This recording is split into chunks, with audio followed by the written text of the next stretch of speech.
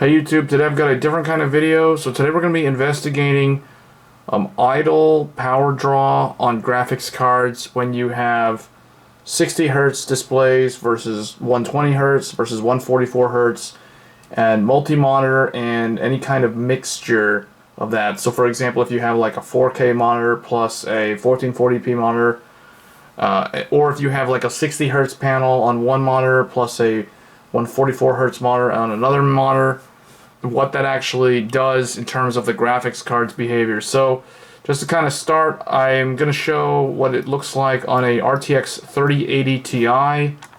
So let me zoom in here so you guys can see.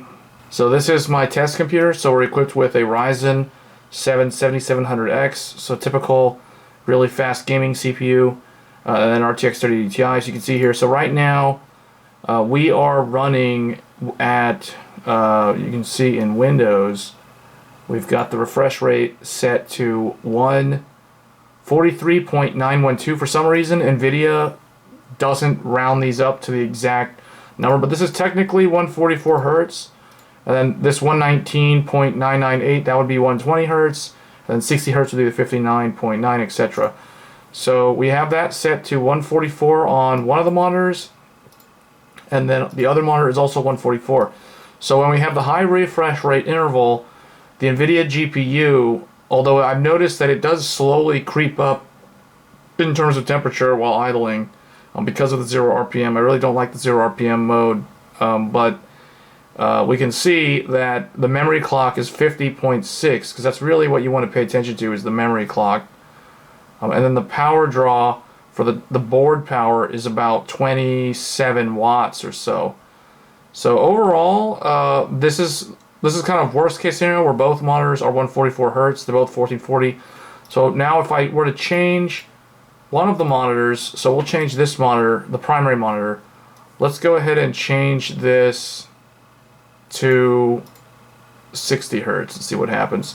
So when I do that, both monitors go black momentarily to update, and then now see it's on 60 Hertz, but the other monitor is still 144 Hertz. So looking at GPU-Z, when you run the monitors on different refresh rates, then you get the same behavior. So essentially nothing changed. So now what I want to do is I want to change the resolution. I want to try changing one of these monitors. So we'll change this monitor, the one that's 144. Let's change that to 1080p. So we're going to drop the resolution down to 1920 by 1080p. Both monitors go black. So what I have noticed with the GeForce graphics card, every time I make a change, all of the monitors go black momentarily. Now this is different from the other graphics cards, like for example the Radeon cards, which we will get into shortly. But we can see here that it's still 50.6 on the memory clock, because the memory clock is what you want to pay attention to, because this tells me that we're using the low power, slower 2D clock. So it's still, you know, around 26 watts of power consumption on the total board power draw. So it's relatively well behaved. So now we're doing different resolutions between the two monitors, and we have different refresh rates between the two monitors, and it is still maintain. Well, actually, hold on a second. So it defaulted them both to 60. So what I want to do, let's make the larger 1440p monitor. Let's make that one 144 Hertz. So let's change that. Okay, so you guys can see it's now 144. The other monitor is 60 Hertz, and we have 1440 and 1080p. And here in the memory clock, it's not changing. So that tells me that no matter what, in terms of using dual monitors, you can have monitors with different either 1080p and 1440p, and you can mix the refresh rates, and it seems like the NVIDIA GPU is able to still maintain that lower memory clock while idling. But one thing to note here with the NVIDIA card, just kind of demonstrate. So I've got this window on the monitor on the right, then I have that one on the left. So what I'm going to do is I'm going to make a change to the monitor on the right. I'm going to change the refresh rate to 144 Hertz. And notice both of them go black. and they both come back. So that is a unique behavior on the NVIDIA graphics card. It doesn't, the way it interacts with the displays is it updates both, it sends a signal out both of the cables, essentially all the ports on the GPU, even though I've only changed the refresh rate on one of the monitors. I didn't bother to change it on the other one. So like on display 2, if I drop this to 60, again, they both go like that. But it's not like it's changing the other one. The other one is staying with the same settings, but for some reason, the NVIDIA graphics card updates both, even though it doesn't actually make any changes on the second monitor. So it's kind of an interesting observation, or kind of, that's just sort of how it behaves when you change the refresh rate. So that's going to be it for the NVIDIA one. So now let's take a look at a different graphics card. Okay, now we're going to look at the Intel ARC GPU. So this is going to be the A770 reference card from Intel. You can see it there, and we're equipped again with the Ryzen 7 7700X as the test computer. Or one thing I will mention is, unlike NVIDIA, Intel and AMD both do a much better job with identifying the display numbers. So for example, in Windows, the first PHY on the back, or the first port, in this case is a display port on the back of the GPU, corresponds to port 1, which will be the primary display. So what that means is when you first turn on your computer, if you have multiple monitors connected to the graphics card, only one of those monitors will basically wake up and show you the BIOS and show you the logo while it's loading Windows. That is your primary monitor, which means that is port 1 on the graphics card. Intel and AMD share the exact same configuration, in the sense that if I plug a monitor into the first port on the GPU, Windows will say it's the first port. This is especially useful when you have triple monitors and you want the middle monitor to be the primary display. That will be the one that will show up when you want to go in the BIOS. The two side ones will be turned off. So NVIDIA, on the other hand, is different. For some reason, they are kind of in reverse order. Meaning, in Windows, if you have two monitors like this, NVIDIA actually has number 2 as port 1. And so forth. If you plug in 3 monitors, port 3 will be number 1, and it will just go in reverse order. So NVIDIA is backwards compared to AMD and Intel in that regard when it comes to the display outputs. I don't know why they're the reverse order, but they just are. So it just makes it a little bit more confusing when you're trying to connect multiple displays to the graphics card. What we'll do here now is we're going to look at this. So 1440p, for both monitors are 1440p, and then we're going to go to advanced. I'm going to make sure that it's in focus. So what I'm going to do is I'm going to change, actually let's do this. Let's go to GPU-Z, and already I can see we're at the maximum memory clock. Let's move that over there to the other monitor. But you can see we're already maxed out in terms of the memory clock. So what that means is it behaves very much like AMD. So when and the thing is, we're multi-monitor and we aren't even at, we're at 60 hertz right now. So you can see 59.951 is what they consider 60 hertz.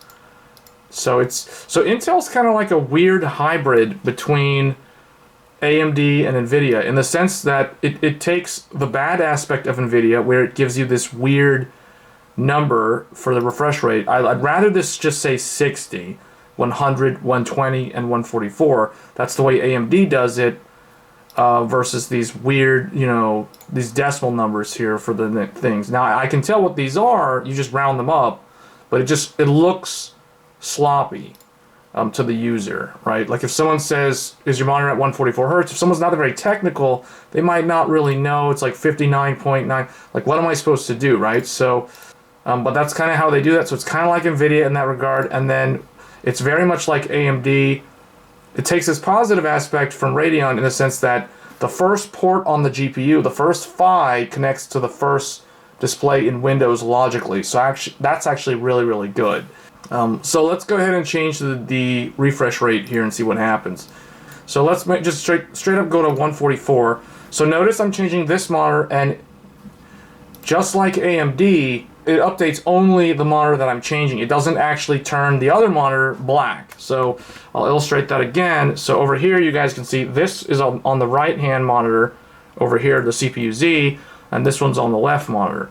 So now if you go to display 2, that's going to be the right monitor. The right monitor is still at 60 Hertz. So I'm going to update this to 144, and sure enough, it only changes the monitor that it needs to change. Unlike nvidia, which basically like makes all the screens go black, and then it sets the one that's changing to the correct refresh rate. But you can see here, it didn't really make any change. Our memory clock is still maxed out. In fact, it's gotten to the point now where the fan has kicked on because there's too much power draw. So it's idling at about 36 watts, somewhere around there, and that's going to cause enough heat over time due to the memory heating up the heatsink enough that the fans have to turn on. Because normally it'll be 0 RPM, but once it gets to 48 Celsius, the fans kick on, and that's just how it is. So for those wondering, like, why are there fans spinning all the time? It's because you're running multi-monitor, and it doesn't actually, with Intel, it seems like it doesn't matter what the refresh rate is. You can drop this all the way down to 60 Hertz. As long as you have 2 monitors, it's still going to be running at the max frequency. So what I'll do now is I'm going to disconnect the second monitor and see what happens. So we're going to go over here, and I'm going to, there I unplugged that monitor, and down there, sure enough, it's telling me device change. We detected that a monitor's unplugged. Okay, so now we only have one monitor connected, and we can see that even though I disconnected the monitor, it's still running at the maximum memory clock. So kind of weird, sort of goofy behavior. I'm surprised that it's still needing that much memory speed to handle just a single 60 Hertz panel. This is a single 1440p 60 Hertz. So if we do this, bump this up to 144, so now it's what the monitor's supposed to run at, and of course it's still going to run at that. So let me try one other thing. Let's drop the resolution down to 1080p and see if I can get that memory clock to go down. So that is kind of strange. We're at 1080p and we are at 60 Hertz, and it's still max on the memory. So let me try to put this up to, it's interesting, Intel does have options for interlace. I don't know why they would want to do that. That's weird. So now they're showing 60 Hertz at one, so let me try 60 Hertz at 1080. Let's see what that does. So again, no change. So doesn't really seem like it does anything. It's kind of weird. So now, yeah. Well, there you go. So it looks like Intel, this behavior seems a little bit more problematic with the Intel GPU than with the AMD GPU. But the thing is, the good news is that even when the memory clock is maxed out, the power draw at idle is only about 35 watts. So, I mean, that's enough heat over time to cause the fans to have to spin all the time with basically no load. But that is just something to be aware of. So Intel's multi-monitor, for some reason, is the same as single monitor. So it's always 35 watts. So and it seems like it doesn't matter what the refresh rate is on this GPU. Alright, now we're going to look at the AMD Radeon GPU and see how it behaves with multi-monitor. So now we've got, again, just like with Intel, we have 1 and 2. So 1 is the primary, 2 is the secondary. So again, AMD and Intel follow the same, what I consider the optimal convention, or the optimal way of doing this, where Windows matches the first physical port on the back of the graphics card. So that's actually very good. Well, you can see we're using a Radeon RX 7900 XT, so this is the reference card. And then the sensors, so you'll notice here at 60 Hertz with both monitors, we're running at 38, 40 megahertz or so on the RAM. So that tells you that the video memory does downclock properly, just like with NVIDIA. and we're using about 21 watts of power. So that tells you that, 21 watts, this is really low power, it idles properly, the 0 RPM can kick in because it's not going to heat up enough. So what that means is that if you have dual 60 Hertz displays, you won't ever see it have this high idle power that everyone's talking about. So what I'm going to do now is I'm going to actually change one of the monitors. So this is the primary. Let's change the second monitor. So the one over here on the right. What I'll do to signify that, I'll move this guy CPU Z over here. So he's on the other monitor. And now we're going to change the refresh rate of this to 100 Hertz. The other thing that I like about AMD is it does actually show the refresh rate in the actual proper numbers. So 60, 100, 120, 144, etc. Alright, so let's go ahead and change the second one to 100 Hertz. Now notice, just like Intel, it updates only the panel that needs to be updated. But what you'll notice now is, sure enough, the memory has now maxed out at 2487. As soon as I run monitors at different refresh intervals other than 60 Hertz. So that seems to be the culprit there. So you can see now the idle power is all the way up to 85 watts. And I do have some notes for comparison with a 6900 XT. So a 6900 XT, when it runs at its maximum memory clock of 1990 megahertz, it idles at about 31 to 32 watts. So this is why this is far more noticeable on the new 7000 series GPUs, because these guys have chiplets holding them together, and I feel like the chiplets each command a certain amount of idle power, and when you have to run the RAM at max speed, due to different refresh rates, you have to basically run at higher power output, and that's just kind of unfortunate. So hopefully there's a way to kind of alter the way this works in the driver's display controller so that it doesn't have to do this.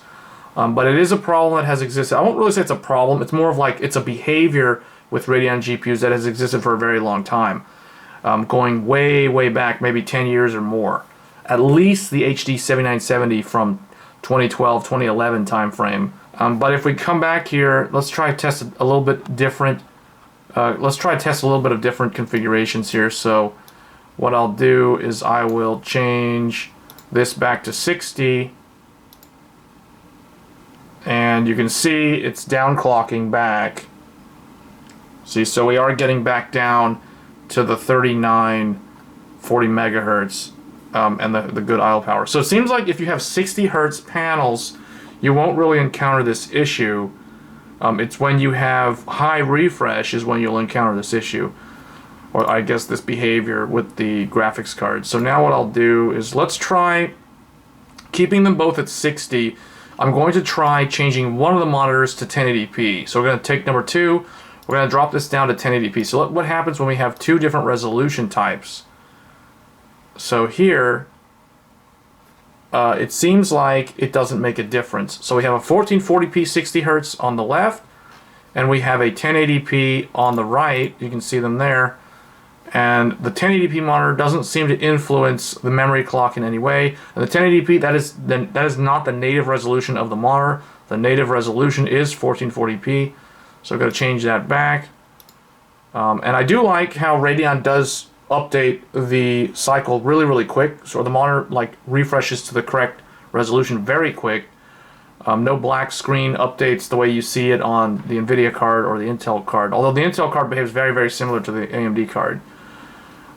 So let's now try high refresh rate. So what I'm going to do is I'm going to change both of these to 144 and see if when they're at the same refresh rate, if they downclock. So already with one of them at 144, we can see we're now at the maximum memory clock of 2487. So let's change the second one now to 144, and it seems like that didn't make any difference.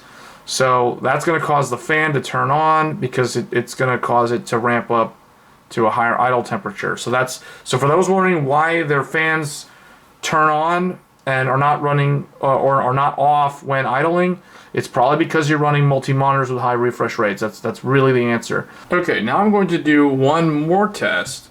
So for this last test, I'm using a different monitor configuration. So here, what I've done is I've introduced a 4K monitor to the mix. So now I have 3 monitors like I was saying earlier, and we're going to be testing this with a 7900 XTX. So I have GPU-Z, you can see this is an AMD Radeon RX 7900 XTX. This is a reference card. So you can see sub-vendor AMD ATI, so that's how you know it's a reference card. And then here we have a Sony InZone M9 HDR monitor. Now HDR is disabled, so we're just running it in SDR. So the 10-bit bit depth there for the color, and then it's 144 Hertz. So just like with the 7900 XT, the multi-monitors with the high refresh causes it to run at the maximum VRAM clock of 2485 in this case.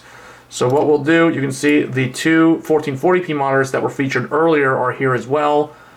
So they're both 8-bit monitors and they're both 144 Hertz capable. So what we'll test now is we're going to see what happens when we drop the display stream compression, because somebody in one of my live streams had mentioned if we drop it down to 120 on the 4K resolution, it should in theory lower some of the power consumption.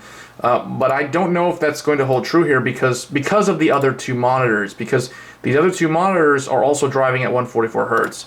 So what I'll do, let's start by dropping everything to 60 Hertz. So I'm going to drop the Sony monitor to 60 Hertz, and then I'm going to drop the other two monitors to 60 Hertz and see what happens here. So this third one is the one that we're actually looking at, so this is the one that's going to go black. Okay. Alright. So now everything is 60 Hertz. See, so you can see down here 60 Hertz for display 2 and display 1. So everything's 60, but we are still running at the maximum memory clock. So that tells me that because the displays themselves, in this case the Sony InZone 4K monitor and the AOC Agon monitors, probably have different sub-timings, different blanking intervals, and that sort of thing that's happening behind the scenes. Because of those differences, we are unable to run the memory clock down at the 2D low power clock of like 21 watts like we saw earlier. So I would assume if you have 3 of the same monitor and you're running at 60 Hertz, you will be able to get the low clock. So that's a little bit unfortunate, because I know if you're buying a $1,000 graphics card, you're going to want to pair that up with a high refresh monitor. Now if you're on ultra-wide, single ultra-wide monitor or a single 4K monitor, you'll never see this problem. You're only going to see this problem where it runs at the maximum memory clock at all times when you have multiple monitors, especially when the monitors are different brands completely. So like in this case, we have different brands. Even though they're all running at 60 Hertz, we're still having to run the monitor or the memory clock on the video card at the maximum speed. So it looks like not even running them at 60 Hertz can fix this issue. If we try the Sony at 120 Hertz, because that's kind of the limit where you don't need display stream compression, and sure enough, it doesn't make any difference because we have two monitors here. So now I've moved these over to the Sony monitor, because what I'm going to do now, one final test, I'm going to disconnect the two Agon monitors, and we're only going to run the single Sony monitor. I'm going to start that monitor at 120 Hertz, so it's just at the limit of DisplayPort 1.4 where it doesn't necessarily need to go use DSC.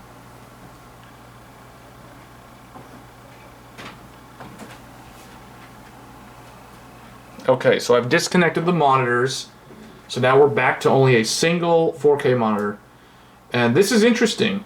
So now we're able to see that it's able to downclock to 909 megahertz, and the wattage is down to 41 watts. But let's see what happens when we change. Oh, it's actually running at 144 hertz. 144 hertz makes it run at 909 on the memory clock and 41 watts, so, or 44 watts or so. So let's drop this to 120 and see what happens. So interestingly enough, it now runs at the maximum memory clock and it's back up to 80 watts when we're running at 120. That to me doesn't make much sense. Let's try 144 again. Very strange. So when we're at a higher refresh rate, the graphics card's memory clock is actually running at a lower speed for less power when idling. That's real interesting. So let's try 60 hertz.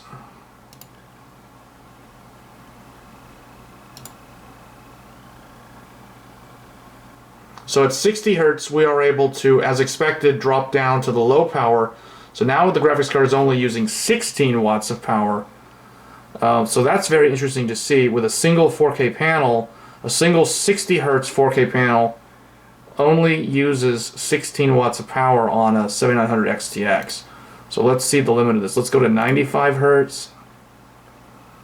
So at 95 hertz, it's running at 909 and it's using 40 watts of power. If we go to 120 hertz,